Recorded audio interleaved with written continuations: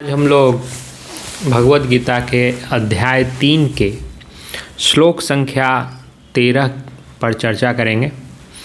तो श्लोक संख्या 13 में भगवान क्या कह रहे हैं?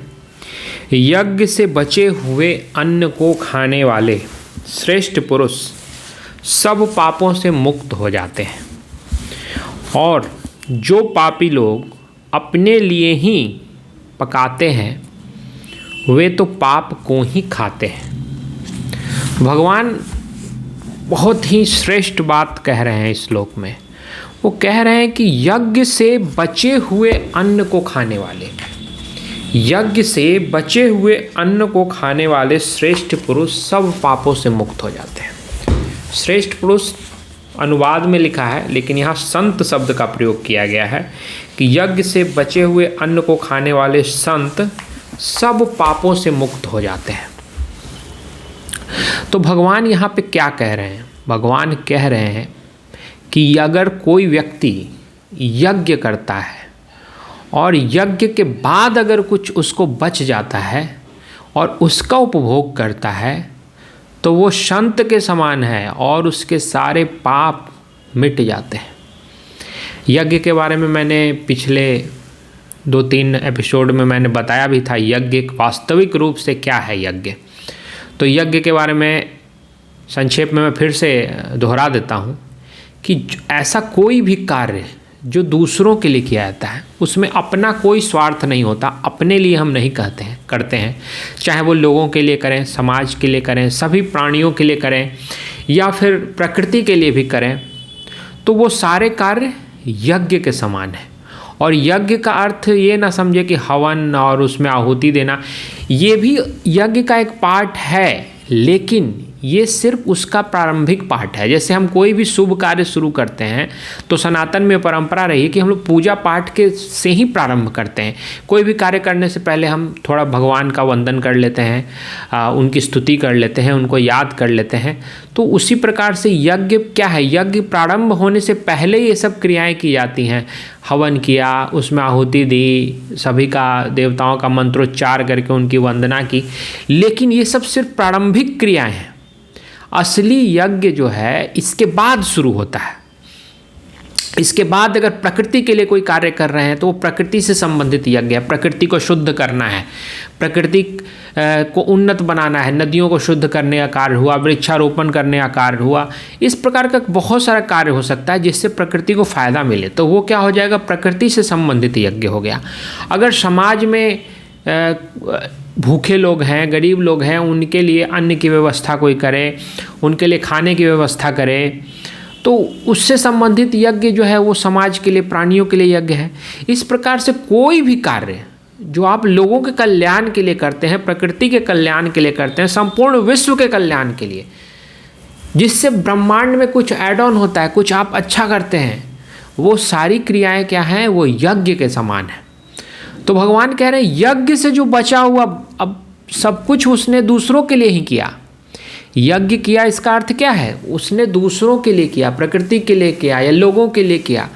उसके बाद अगर उसके पास कुछ बच जाता है और उसका वो उपभोग करता है तो वो सब पापों से मुक्त हो जाता है। और ऐसा व्यक्ति संत के समान है, क्योंकि उसने अपने लिए कुछ भी नहीं किया और अंत में जो बचा बस उसी के उपभोग करके वो संतुष्ट हो गया।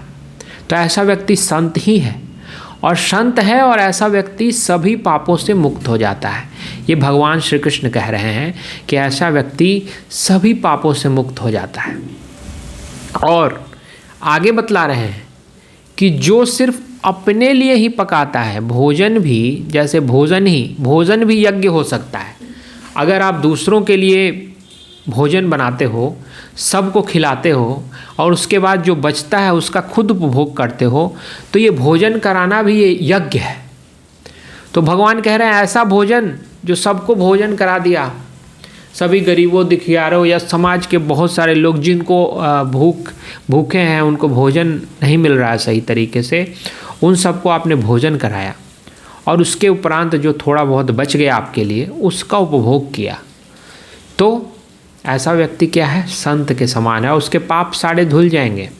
लेकिन भगवान कह रहे हैं इसका ठीक उल्टा, वैसे व्यक्ति जो सिर्फ अपने लिए ही पकाते हैं, मतलब भोजन भी बना रहे हैं तो सिर्फ अपने खाने के लिए बना रहे हैं, उनको और किसी से मतलब नहीं है, किसी का इस जगत में पेट भरा कि नहीं, किसी को अन्न मिला कि नहीं, कोई भूखा सो गया, इससे कोई उनको लेना देना नहीं है।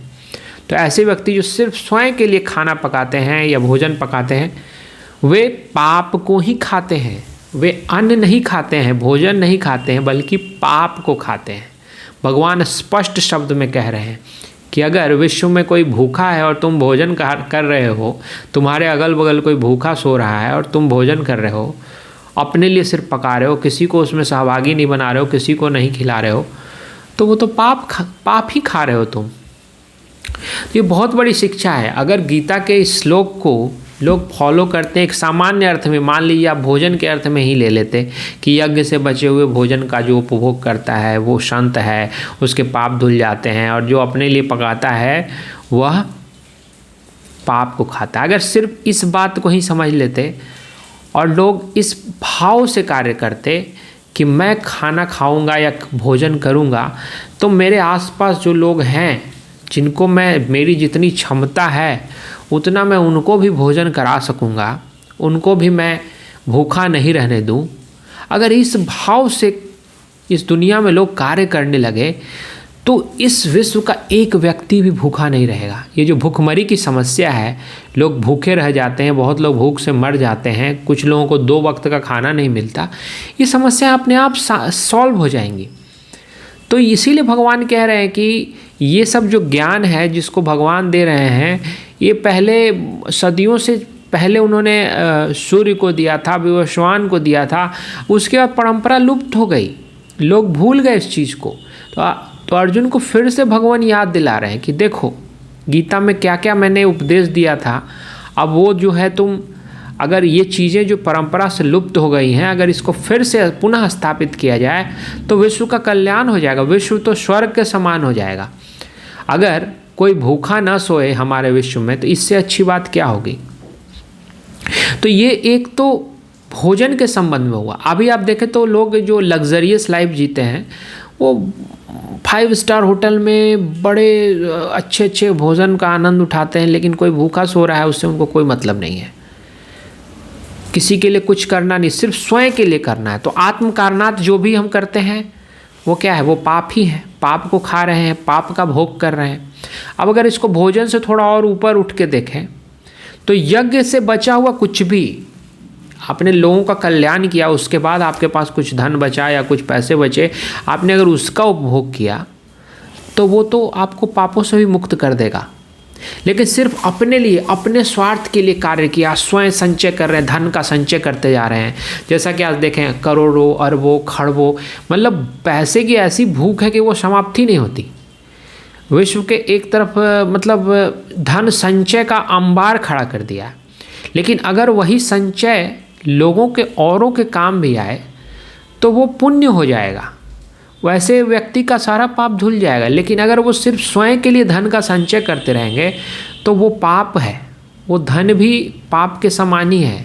भगवान कह रहे हैं तुम अगर ऐसे धन का उपभोग करोगे जो सिर्फ अपने लिए हो, उसमें जन कल्याण की भावना नहीं हो, विश्व कल्याण की भावना नहीं हो, तो वैसा धन भी पाप है। ऐसा कुछ भी हम जो उपभोग कर रहे हैं, जो सिर्फ स्वयं के लिए कर रहे हैं, सिर्फ स्वयं के लिए संचित कर रहे हैं, वो सब कुछ क्या है, वो पाप के समान है। लेकिन वही क्या है, पुण्य भी हो सकता है, वही हमारे पापों को धो भी सकता है। बस उसमें थोड़ा सा परिवर्तन क्या करना होगा कि उसमें जन कल्याण सबके लिए सोचना पड़ेगा। अपने स्वार्थ को छोड़कर अगर दूसरों के लिए कार्य करने लगेंगे, दूसरों पर धन खर्च करेंगे या दूसरों के लिए जो भी धन इकट्ठा होगा वो सबके कल्याण में लगे, सबको उससे सुख मिले, भोग मिले, तो वो पाप से मुक्त कर देगा। और जो इस प्रकार की भावना जो व्यक्ति रखता है, वास्तव में वो क्या है, वो संत है। इसलिए भगवान क्या कह रहे हैं उसको, संतो मुच्यन्ते, ऐसे व्यक्ति को संत कह रहे हैं। और वो सर्व किल विषय, मतलब सारे पापों से वो मुक्त हो जाता है। कितनी अच्छी बात बोली है। अगर सिर्फ इस बात का फॉलो हम लोग करने लगें तो ये दुनिया दुखों से मुक्त हो जाएगी। लोग यज्ञ के भाव से कार्य करें, सबके लिए कार्य करें और उसके उपरांत जो बच जाए बस उसी के उपभोग में संतुष्ट रहें। ये एक व्यक्ति नहीं, पूर्ण संसार अगर इसको करने लगे तो इस संसार में कोई दुखी व्यक्ति नहीं बचेगा, कोई गरीब नहीं रहेगा, कोई भी भूखा नहीं सोएगा। किसी को किसी आवश्यकता की पूर्ति करनी होगी, उसको किसी के आगे जाने की ज़रूरत नहीं होगी, स्वतः उसको उपलब्ध हो जाएगा। किसी के पास वस्त्र ज़्यादा होंगे तो वो लोगों के कल्याण के लिए वस्त्र दान कर देगा, किसी के पास धन होगा तो वो लोगों को भी धन से मदद करेगा, यज्ञ समझेगा अपने कार्य को। जिसके पास भोजन प्रचुर मात्रा में होगा वो खुद तो खाएगा, आस पड़ोस के लोगों को, गरीबों को, वंचितों को, शोषितों को, सबको भोजन कराएगा, कोई भूखा ही नहीं रहेगा। किसी को धन की ज़रूरत होगी तो जिसके पास धन का ज़्यादा संचय हो गया वो दूसरों को मदद करे, दूसरों के लिए कार्य करे, अपने धन का सदुपयोग करे, तो कोई डिप्राइव्ड नहीं रहेगा इस सोसाइटी में, इस समाज में कोई भी वंचित नहीं रहेगा, सबको सारी सुख सुविधाएं मिलेंगी। लेकिन हम जो भी कार्य करते हैं वो स्वार्थ की भावना से करते हैं।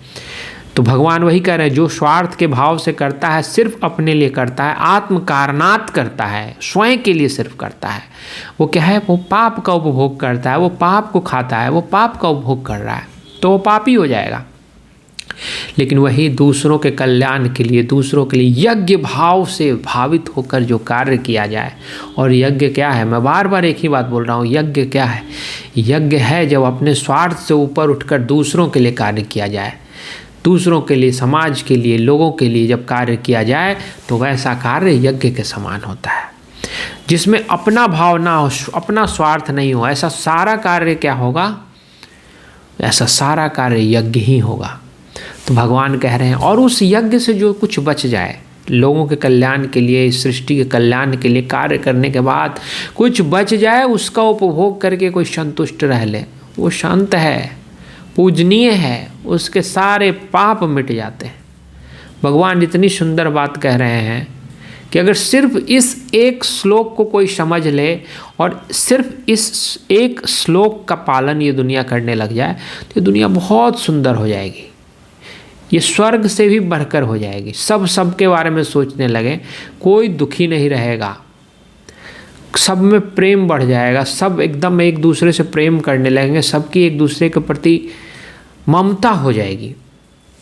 तो भगवान का बहुत जो कह रहे हैं बहुत उच्च भाव से कह रहे हैं, लेकिन हम लोग उसको किस भाव से ग्रहण करते हैं और कितना ग्रहण करते हैं, इस पर ही सृष्टि का सब कुछ टिका हुआ है। अगर हम लोग इस श्लोक को अपने जीवन में उतार पाते तो फिर किसी चीज़ की कमी इस दुनिया में नहीं होती। सब तो बस अपने धन के संचय के लिए मरे जा रहे हैं, थोड़ा और धन हो जाए और हो जाए, और वो धन की इच्छा कभी समाप्त नहीं होती, वो भोग की इच्छा समाप्त नहीं होती। तो भगवान कह रहे हैं वो भोग और धन की इच्छा गलत नहीं है, लेकिन वो धन की इच्छा स्वयं के लिए नहीं होनी चाहिए, वो सबके लिए होनी चाहिए। कोई भी जो उपभोग है वो सबको अगर उपलब्ध हो और आप उसमें संलग्न हो, आप सबके लिए कार्य करें तो यज्ञ के समान है। और यज्ञ करने वाला तो वो कभी पापी नहीं होता, वो संत होता है और उसके सारे पाप धुल जाते हैं। आशा है आप इस श्लोक को अच्छे से समझ गए होंगे, और इस श्लोक का अगर हर दिन हम लोग पठन करें, एक बार दोहराएं और उसके हिसाब से अपने जीवन में सुधार कर लें, अपने जीवन में इस श्लोक को उतार देना, तो ये दुनिया बहुत ही सुंदर हो जाएगी। तो आज के लिए इतना ही।